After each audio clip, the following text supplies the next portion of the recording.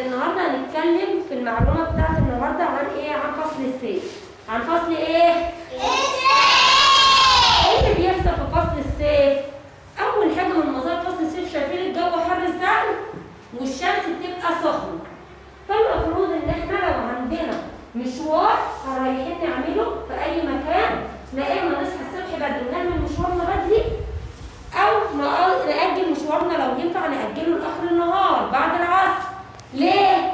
علشان درجة الحرارة في الظهر بتبقى درجة حرارة الشمس بتبقى شايلة أشعة بنفسجية ضارة، بتضر بالجسم، بتعمل لنا صداع وتعمل لنا سخونة وتخلينا نتعب. طب ايه اللي المفروض نعمله في فصل الصيف؟ نلبس ملابس خفيفة.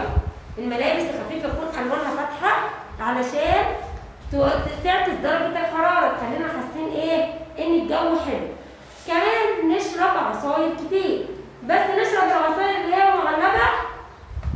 لا، ما نشربش العصاير المعلبة اللي عند الباعة الجائلين أو البائع اللي بيبيعوا في الشارع. لا، نشرب العصاير الفريش الجميلة اللي ماما بتجيبها وتغسل الفاكهة بتاعتها كويس وتعملها لنا في البيت. أو الخضروات الكتير، الخيار، القوطة، البطيخ مثلا، ده اللي المفروض ناكله في البيت، عصاير وفاكهة. عصاير وايه؟ ليه؟ لأن العصاير والفاكهة بتدينا طاقة وبتحسسنا إن الجو حلو، وكمان بتفيد الجسم وتمنع عننا الأمراض. طب وإيه تاني؟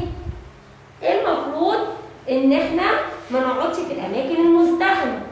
ليه الأماكن المزدحمة؟ لأن الأماكن المزدحمة بتزود نسبة الأمراض. لو حد تعبان وأنا قعدت في مكان زحمة أكيد إن أنا كمان هتعب. فما نقعدش برضه في الأماكن المزدحمة.